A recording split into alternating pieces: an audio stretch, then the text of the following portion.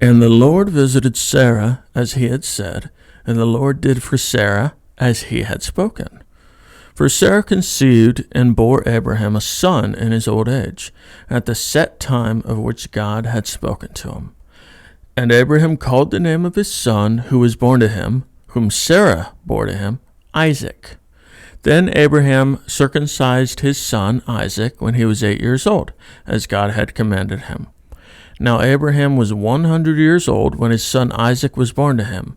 And Sarah said, God has made me laugh, and all who hear will laugh with me. She also said, Who would have said to Abraham that Sarah would nurse children? For I have borne him a son in his old age. All right. So when I first started reading this, and it started to bring up the matter of her laughing again, I thought to myself, wow, this story just sounds like a continuation of where we left off with Abraham, right? Minus the the interlude with Abimelech. Mm-hmm. So I just out of curiosity, I stuck this story at the end of the previous narrative where the three angels come and provide the promise. And sure enough, it reads right through perfectly as if this was once a cohesive narrative. And it's almost like they broke it in half and stuck a bunch of stuff in there just to kind of explain things. There were narratives they felt like they needed to stick in somewhere, like the narrative of Sodom, the narrative of Lot and his descendants, before they moved on with the Abraham narrative, right? And so my mind was initially taken back to, I don't know if you've ever read the Epic of Gilgamesh. We've brought it up a couple of times. Actually, yes, I have. Which version did you read? The one that's English. Right. I asked that question because there's roughly 15 versions of the Epic of Gilgamesh. The problem is that the Epic of Gilgamesh was being edited for 2,000 years, and so the earliest versions, there's only like 8 tablets worth of text, and it's a pretty cohesive story with not a lot of interludes and not a lot of extra detail that doesn't seem like it serves a purpose to the story. But when you get, say, into the 8th century and the 7th century, and we read the Assyrian versions of the Epic of Gilgamesh, there's a ton of added detail. There's like a roughly 10 times the number of lines of text in that version as the original Old Babylonian version.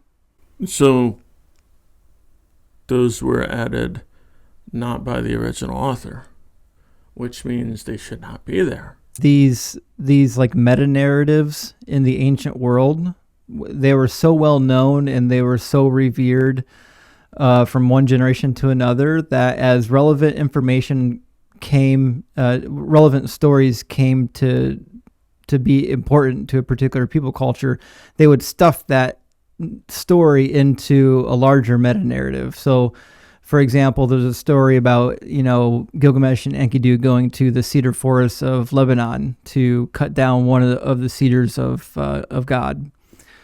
So that story doesn't exist in all of the Gilgamesh epics. That actually comes later. It's a short story that gets stuffed into the Gilgamesh epic as part of an explainer, just like there's a portion of the Gilgamesh epic that explains death, and there's a portion of the Gilgamesh epic that explains why or why not human beings can't live forever. There's lots of explainers within the Epic of Gilgamesh because the goal of the meta-narrative is to allow it to speak to all of the issues that people would have questions about. Genesis, I feel, is a lot like a meta-narrative, an overarching narrative, kind of like the Epic of Gilgamesh. And these were stories that people believed to be true. But in order to make it a cohesive storyline, they had to stuff these smaller stories into the larger narrative. Because what do you do when you pass down a narrative? You try to pass down the bulk of the story, as much as you can remember to your children. I guess what I'm suggesting is that the patriarch narratives of Genesis were so large and so widespread that they lent themselves easily to being treated as though they were a definitive source of information.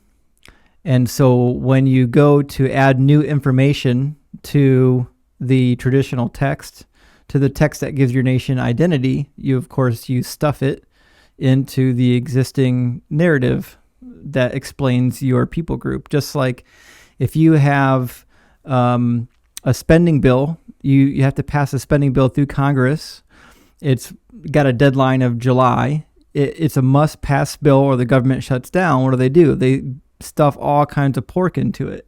They stuff all kinds of stuff that has nothing to do with budgeting into that bill just because they know it has to pass, right? Mm-hmm. They might fight over it, and some stuff might be removed and re-added and whatnot.